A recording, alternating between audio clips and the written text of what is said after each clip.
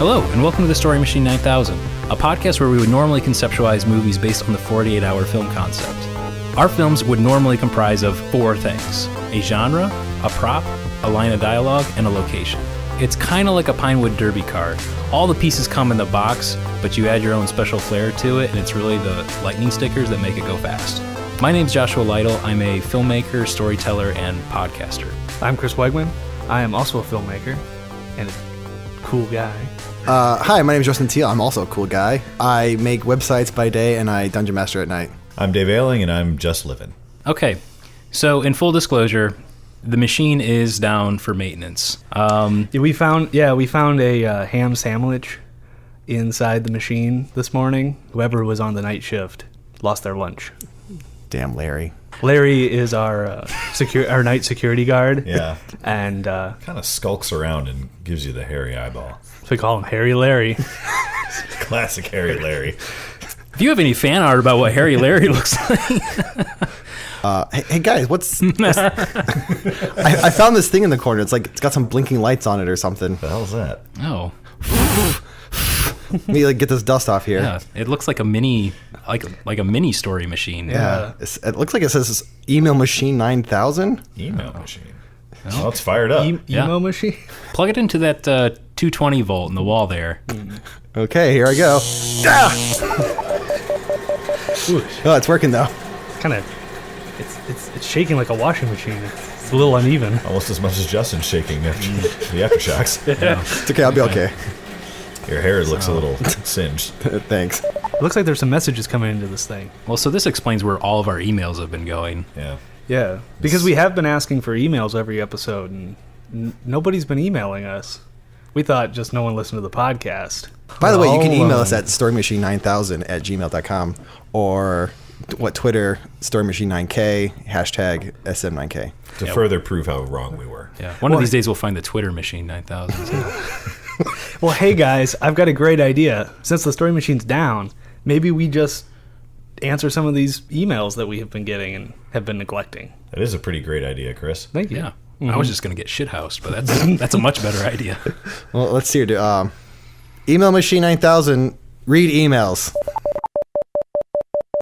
Hey, goofballs. How do you prepare for a show? How much do you cut, and if any, during the recording? Josh and crew sound like cool cats. Laters, Munch a Bunch 86. I think part of the fun of making these stories out of thin air is not over-preparing. Mm-hmm. Right. No, I'd agree.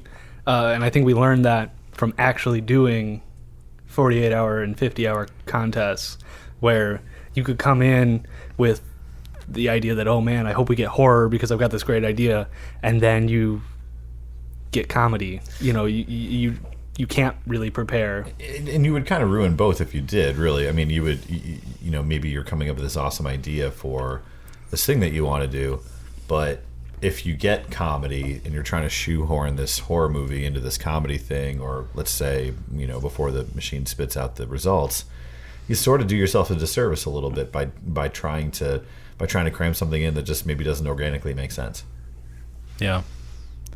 Justin, do you prepare at all? Yeah, I mean, I go and I read the story machine. I just push repeat constantly just so I get all the props. But no, I mean, that's the same thing. Like, we can't prepare too much because everything is kind of really based on the prompts. And I feel like we might not always get everything in there, but we always at least latch on to one of the prompts. And maybe sometimes we come with ideas of maybe new story techniques, but we don't come with, I'm going to make a murder mystery. That's true. Right. We do come in with a little bit of background in storytelling, some ideas about what's important to a story.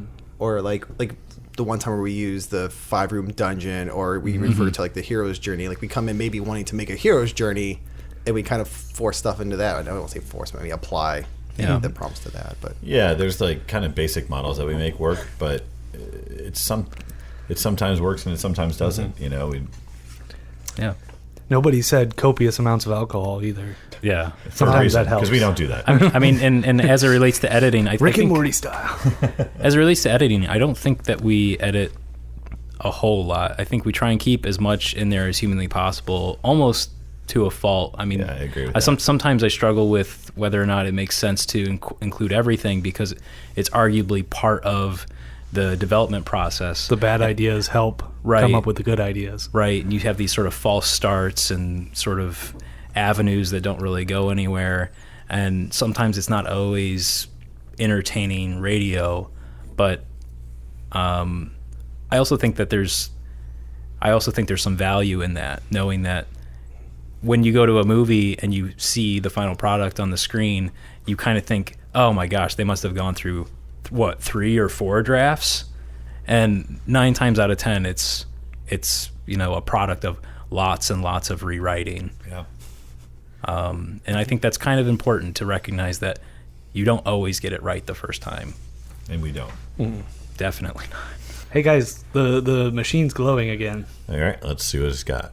Read next email, machine. Here's some questions for the group.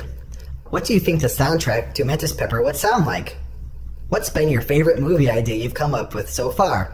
From Miss Kim. Emoticon, smiley face. Got it. Yes. Okay. A familiar reference. Interesting. Kim. So Mantis Pepper, huh? I don't know. That's a good question. I mean, it's not something that I think a whole lot about, admittedly. I mean, obviously a soundtrack plays a huge role in sort of shaping a film, but at this part in the process, I don't normally think about what the soundtrack might sound like.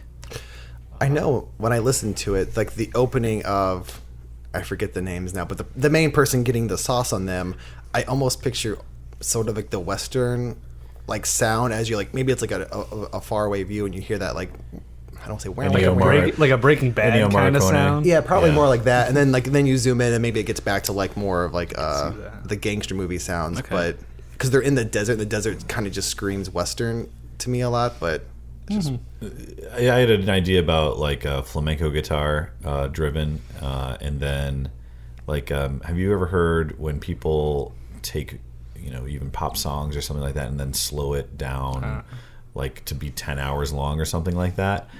I think it, to me, like, I don't know, it just popped in my head, like it would be cool to do like a flamenco soundtrack and then sort of for more of those languid desert scenes that you slow down like a flamenco track to be super long and spatial and stuff as you kind of establish the huge space and the loneliness that could be accompanied with it. what's a flamenco track like? I'm sure I've heard it, but It's like Email machine, play flamenco track. Yeah, that's Oh, it. wow, Yeah. okay, cool. Yeah, basically. It has other functions. wow. I just tried that. I didn't know. Also, that was the creepiest thing you've ever seen. Its mouth just like was in his O face the whole time. Its eyes just rolled up Yeah. behind its head and it just opened its mouth.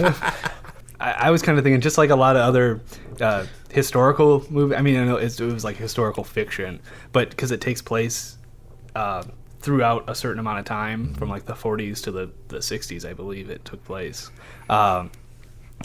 It should sort of have sort of a nostalgic track, a soundtrack that tells you what time period it's in. Oh, interesting. But maybe they could be acoustic versions of those songs.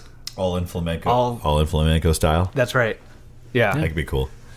So that would be kind of cool. That'd be neat. It tells you what time period it is, and it has a style, Yeah.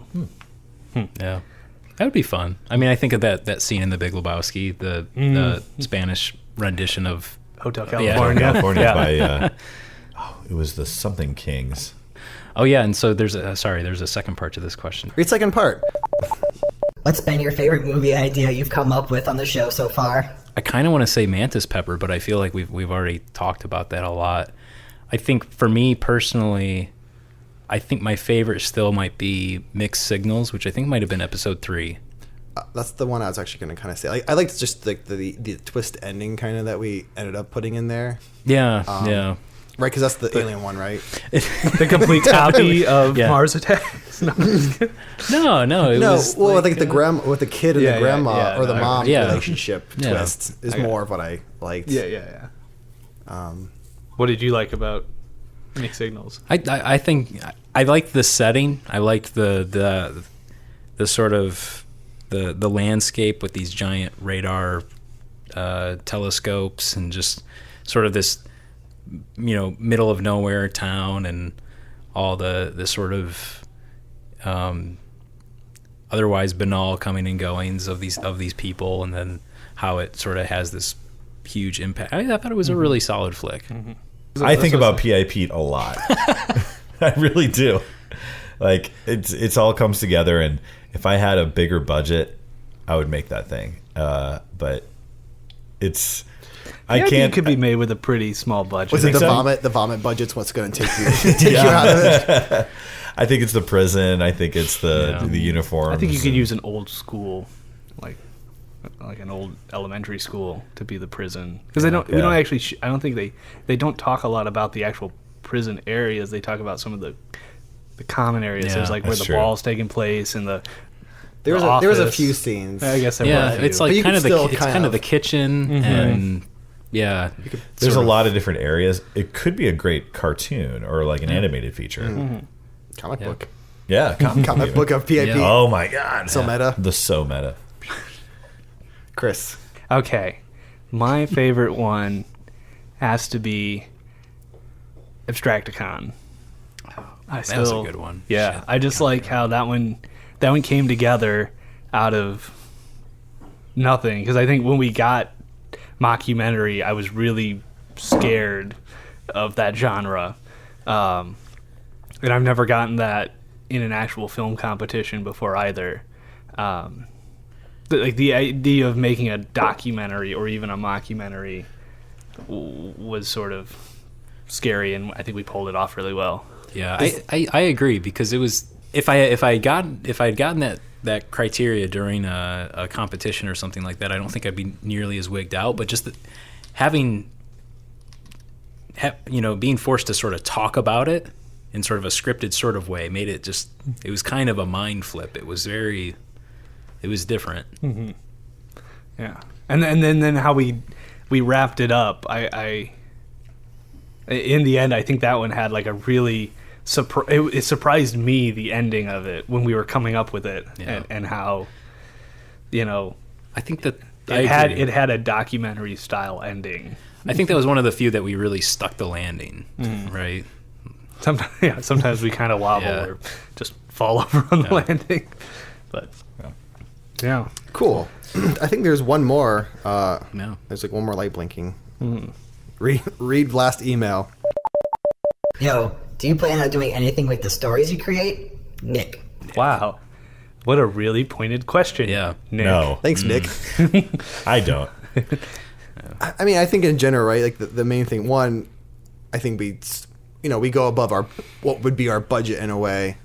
But two, I think if there was an idea that we were super passionate about, but there was something I think we talked about before about, is there passion to create these almost in the 40-hour style where we just do them in a weekend or two.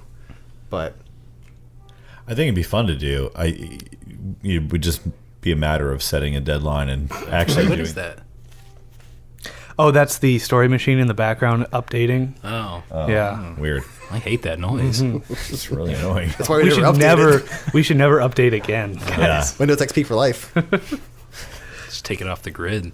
The reason we did this exercise to begin with, before we made it a podcast, was just to come up with ideas to be better storytellers and hopefully come up with something that we turn into a movie, because that's what we like to do.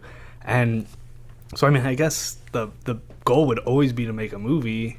I know we've talked sometimes about maybe making like an audio movie. Now that we have a podcast, it would be cool to make an audio movie out of these. Yeah. I think I always sort of compare it to like a sketchbook, right? And so you might start doodling something, and you might sort of dig it, and then you'll kind of refine it later. And so beyond just the podcast being sort of an outlet for creativity, I think it's also sort of a sketchbook in a way. And hopefully, maybe one day, one of these ideas will really stick to one of us, and we'll actually take the time to write it in a sort of significant or sort of realized way. Or It's a really good excuse to just get together and do this stuff. I mean, the the majority of us work together, so there's opportunities when we're offset in the evenings. We honestly play the same game, and we do this thing a lot. But it's nicer now that it's kind of on a schedule to be able to do it and have this sort of recorded repository of things that we can go back to and go, oh yeah, that was really cool. Well, what were the elements of that thing? And actually go back and listen to these things. Yeah, we do this on the regular unless the machine's down for repair, because you can't do this unless you have a big story machine that fits in an entire warehouse. Yeah, it's huge. It's way too big. Yeah. We've never showed any pictures of it on here. For a good reason. No camera can capture it. No. It's too big. It's also really fast. Yeah. I was gonna say, so it sounds like in a long story short, it's probably nothing, but maybe something.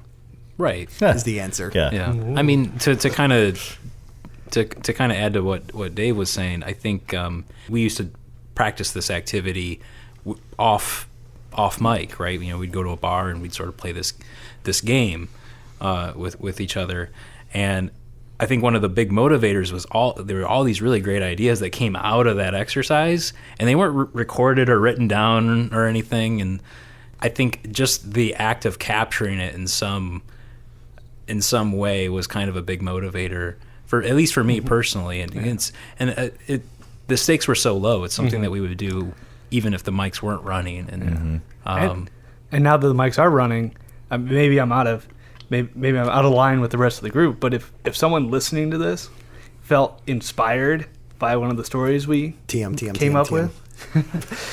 No, I mean, I think if someone felt inspired and they're like, I know how to make this story better, because what we come up with is really just first drafts. If they could make it better and turn it into something, hopefully at least they just credit us with helping them out. Yeah, it's just like it's like Stephen King's Dollar Babies. If you take your script and you send it to us with a $50 bill. We will take a picture of us drinking beer with your $50 bill. Yeah, and I will personally autograph it with my lawyer's phone number. You'll need that after defacing American currency. Man, this has been really cool. I wish the machine would give us one more. Hey, you want to do? Maybe just kick the machine a little bit here. Hey, yeah, I was gonna say, hey, email machine, could we have one more email, please? Hey, cool guy. Want to increase size of penis? Oh my God! Wait. Oh, this is the wrong email. Oh no! Shut it down. Shut it down. Well, actually, that wasn't so bad. I think performing routine maintenance on the story machine might not be a bad idea. So with that said, now that we finally figured out how to read and receive our emails, feel free to email us at storymachine9000@gmail.com, or maybe we'll find some sort of Twitter machine 9000, and you can find us at storymachine9k, #SM9k. Our logo design was by David Paget. Our music by Dave Allen. This episode was edited by Dave Allen. We'll see you next time. Free boo. No. Yeah. We unplugged it and it's still working. I'm a Nigerian prince. Please send money to this bank account. We gotta really fix this email machine.